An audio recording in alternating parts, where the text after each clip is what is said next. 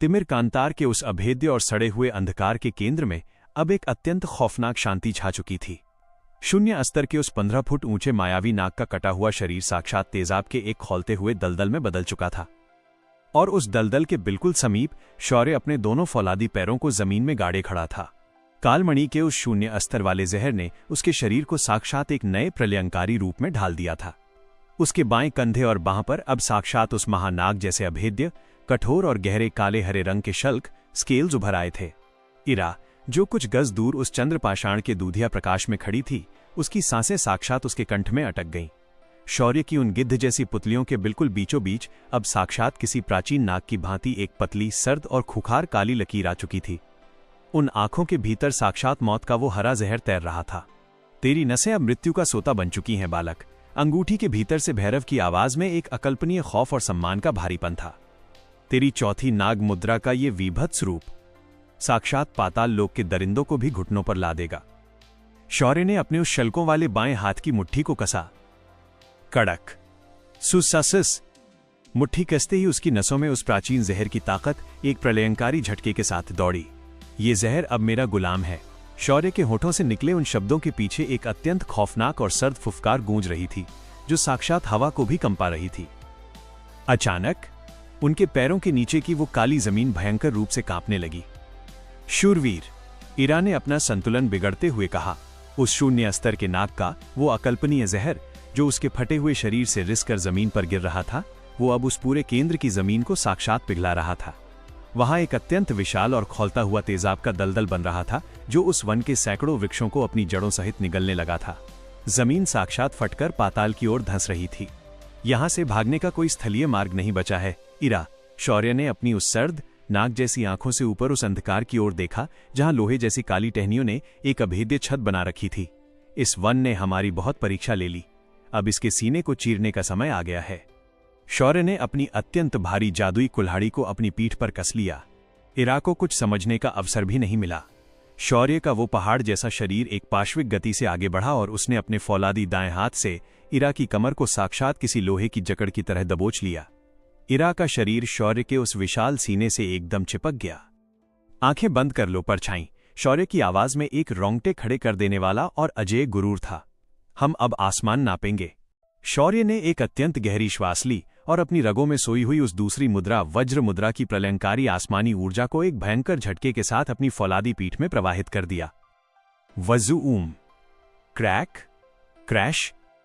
शौर्य के उस काले लबादे के पीछे का कपड़ा एक भयानक ध्वनि के साथ फट गया। उसकी पीठ की हड्डियां और नसें चरमराईं और अगले ही क्षण उसकी पीठ को चीरते हुए वे दो अत्यंत विशाल, खौफनाक और परिचित पिशाची वज्र पंख हवा में बाहर निकल आए। उन काले चमगादड़ जैसे कठोर पंखों के खुलते ही उनकी एक एक नस में साक्षात आसमानी नीली बिजली कड़कने लगी। नीली बिजली और उस नई नाग मुद्रा के हरे जहर का वो मिश्रण उस अंधकार में साक्षात मृत्यु के देवता जैसा प्रतीत हो रहा था। शौर्य ने अपनी जादुई कुल्हाड़ी को अपने बाएं शल्कों वाले हाथ में खींचा। जमीन को ये तेजाब निगलेगा और आसमान को मैं। सूश, बूम मम। शौर्य ने अपने उन विशाल वज्र पंखों को पूरी पाश्विक ताकत से हवा में फड़फड़ाया। उन वज्र पंखों की उस प्रलयंकारी फड़फड़ाहट से एक ऐसा भयंकर दबाव उत्पन्न हुआ कि उनके पैरों के नीचे की वो दलदली जमीन साक्षात विस्फोट के साथ फट गई। नीली बिजली की एक लहर ने उस खौलते तेजाब को दूर धकेल दिया और शौर्य का वो भारी फौलादी शरीर इरा को अपनी बाहों में जकड़े हुए साक्षात हवा को चीरते हुए ऊपर की ओर उछल गया। उनका लक्ष्य तिमिर कांतार की वो लोहे जैसी टहनियों वाली अभेद्य छत थी। जैसे ही वे उस काली छत के समीप पहुंचे, शौर्य ने अपनी आंखों में उस हिंसक नाग की चमक के साथ अपने बाएं हाथ में पकड़ी कुल्हाड़ी को हवा में घुमाया। अग्नि चक्र, वज़ूम, खचाक, खचाक, क्रैश। कुल्हाड़ी का धारदार हिस्सा साक्षात एक प्रलयंकारी और घूमते हुए चक्र में बदल गया और उसने उन काले लोहे जैसी टहनियों और तनों को साक्षात सूखे पापड़ की भांति चीर कर रख दिया। लकड़ी के चीथड़े और चिंगारियां हवा में उड़ने लगी और उसी फटे हुए छेद के बीच से अपने वज्र पंखों से नीली बिजली गिराता हुआ शूरवीर साक्षात उस तिमिर कांतार का सीना फाड़कर आसमान के बादलों के बीच निकल आया। कड़क, बूम। बादलों के बीच साक्षात नीली बिजलियां कड़कने लगीं। 1.5 माह के उस घुटन भरे अंधकार और राख के सफर के बाद पहली बार इरा ने अपने लबादे से बाहर निकलकर खुली हवा और उस अज्ञात महाद्वीप के लाल आसमान को देखा। नीचे, जहां तक दृष्टि जाती थी, केवल तिमिर कांतार के वृक्षों का वो काला समंदर फैला हुआ था, परंतु ऊपर उन नीली बिजलियों से कड़कते हुए वज्र पंखों के सहारे शौर्य हवा को चीरता हुआ अकल्पनीय गति से आगे बढ़ रहा था। शौर्य उन पंखों के सहारे साक्षात बादलों के सीने पर उड़ रहा था, परंतु एक शूरवीर जानता है कि इन पिशाची पंखों को वज्र ऊर्जा से संचालित करना एक अत्यंत थका देने वाली प्रक्रिया थी। यह ऊर्जा का असीमित स्रोत नहीं था। लगभग 20 योजन की उस आसमानी उड़ान के पश्चात जब तिमिर कांतार का वो काला वन अंततः पीछे छूट गया, तो शौर्य की सर्द पुतलियों ने आगे का दृश्य देखा। वन के उस पार केवल एक अत्यंत वीरान, पथरीली और लाल रंग की चट्टानों वाली खाइयां आरंभ हो रही थीं, और उन खाइयों के बिल्कुल अंत में क्षितिज पर एक अत्यंत विशाल और खौलता हुआ समंदर दिखाई दे रहा था, जिसके ऊपर से हरे और पीले रंग का एक मौत का धुआं उठ रहा था। वह था मृत सागर। शौर्य को भान हो गया कि वज्र पंखों का असीमित प्रयोग उसे उस तेजाब के समंदर से पूर्व ही ऊर्जाहीन कर देगा। मंजिल मिल गई, शौर्य ने हवा में फुफकारते हुए कहा। उसने अपने वज्र पंखों की दिशा को मोड़ा और हवा को चीरते हुए उन लाल चट्टानों वाली वीरान खाइयों की एक सपाट जमीन पर अत्यंत भारी और फौलादी गति से उतरा।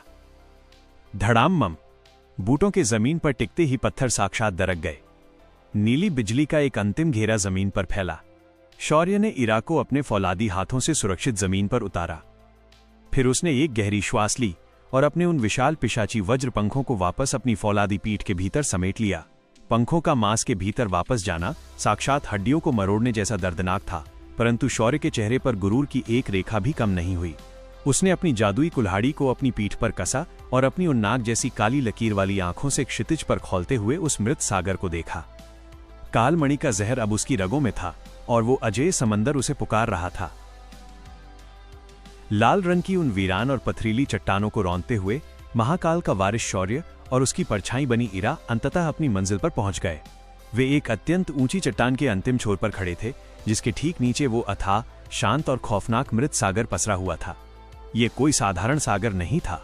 इस समंदर का जल साक्षात स्याही की भांति गहरा काला था। इसमें कोई लहरें नहीं उठ रही थीं, हवा का कोई स्वर नहीं था। यह साक्षात मृत्यु के सन्नाटे में डूबा हुआ एक अथाह जल स्रोत था। शौर्य अपनी जगह पर एक अजेय चट्टान की भांति खड़ा था।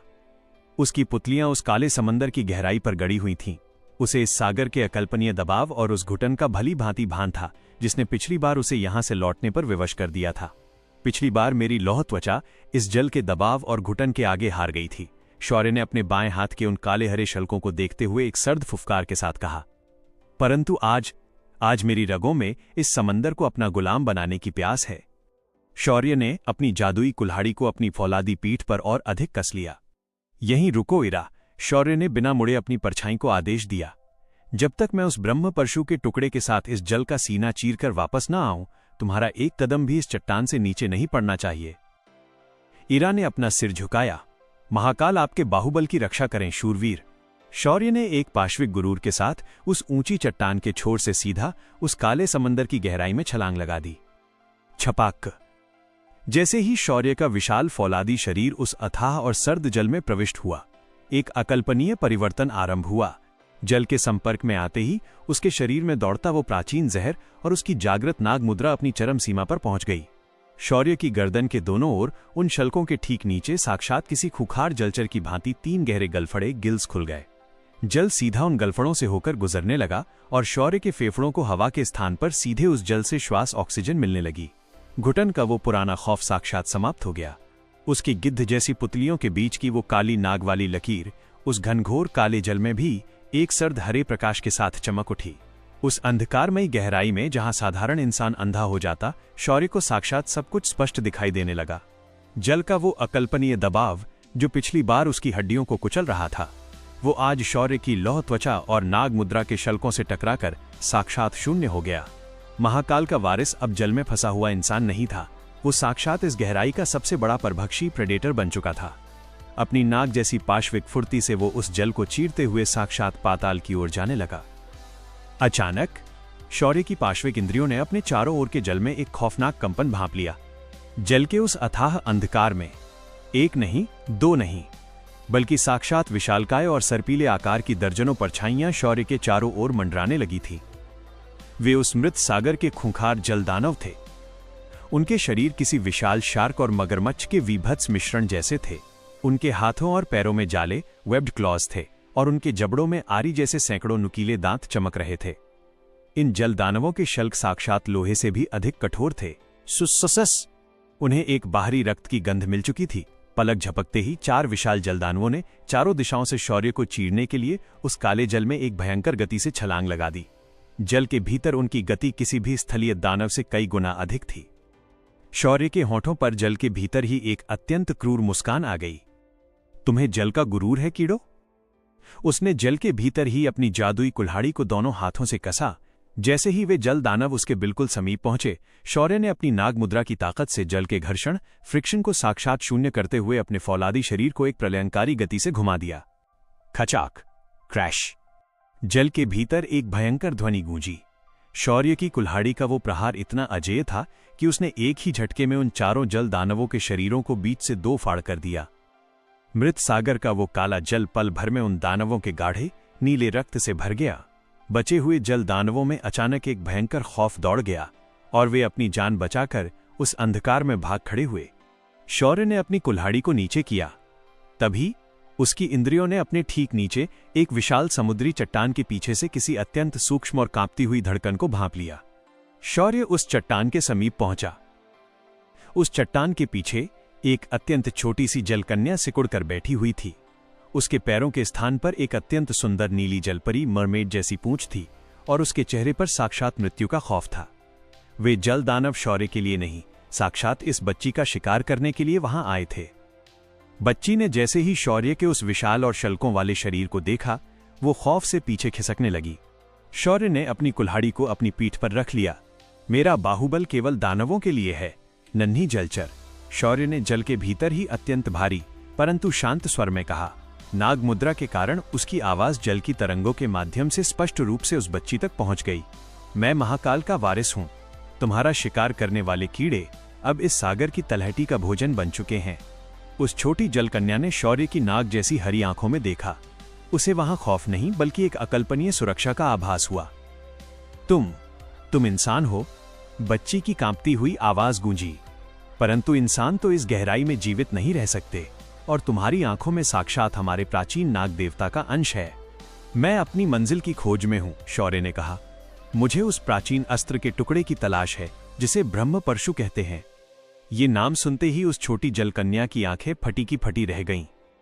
ब्रह्म परशु? बच्ची के स्वर में एक अकल्पनीय पीड़ा छलक उठी। वो पवित्र अस्त्र हमारे जल कबीले की धरोहर है, शूरवीर। हमारे कबीले के मुखिया, जो मेरे पिता भी हैं, वे पीढ़ियों से उस अस्त्र के रक्षक हैं। परंतु बच्ची की आंखों से जल के भीतर ही आंसू छलक पड़े। परंतु क्या? शौर्य के फौलादी जबड़े कस गए। परंतु मेरे पिता मृत्यु की कगार पर हैं, बच्ची सुबकते हुए बोली। पाताल के कुछ गद्दार दरिंदों ने हमारे कबीले पर आक्रमण किया था। मेरे पिता ने उस अस्त्र को तो बचा लिया, परंतु उन्हें एक अत्यंत वीभत्स काला श्राप लग गया है। यदि वो श्राप पूर्ण रूप से उनके हृदय तक पहुंच गया तो उनकी मृत्यु हो जाएगी और वो पवित्र अस्त्र साक्षात उन पाताल के दरिंदों के हाथ में चला जाएगा। बालक, भैरव की आवाज गूंजी। तारांकन, यदि वो रक्षक मर गया तो ब्रह्म परशु का वो टुकड़ा साक्षात पाताल लोक के अंधकार में खो जाएगा। हमें उस मुखिया को जीवित रखना ही होगा। उस श्राप का उपचार क्या है? शौर्य का स्वर साक्षात एक अजेय सेनापति जैसा था। हमारे प्राचीन वैद्यों के अनुसार उस श्राप को केवल एक ही जड़ी बूटी काट सकती है, रक्त मृणाल। परंतु वो जड़ी बूटी इस सागर की सबसे खौफनाक खाई कालगर्त में उगती है। वहां का जल साक्षात खौलता है और वहां जाने वाला कोई भी आज तक जीवित नहीं लौटा। महाकाल के वारिस की आंखों में एक हिंसक गुरूर आ गया। अपने पिता को जाकर ये संदेश दो, नन्ही जलकन्या, शौर्य ने अपनी भारी आवाज में दहाड़ा, कि महाकाल का वारिस उस काल गर्त का सीना चीरकर वो रक्त मृणाल लाएगा। वो श्राप साक्षात मेरी कुल्हाड़ी के आगे घुटने टेकेगा और उसके पश्चात वो ब्रह्म परशु मेरी फौलादी पीठ का हिस्सा बनेगा। बच्ची की आंखों में साक्षात आशा की चमक आ गई। चलिए मेरे साथ अजय शूरवीर, मैं आपको अपनी उस गुप्त जल बस्ती तक ले चलती हूं। और इसी के साथ वो छोटी जलकन्या उस घने जल को चीरते हुए आगे बढ़ चली और उसकी ठीक पीछे अपनी नाग मुद्रा की फुर्ती के साथ शौर्य उस मृत सागर के एक बिल्कुल नए और खौफनाक रहस्य की ओर बढ़ चला।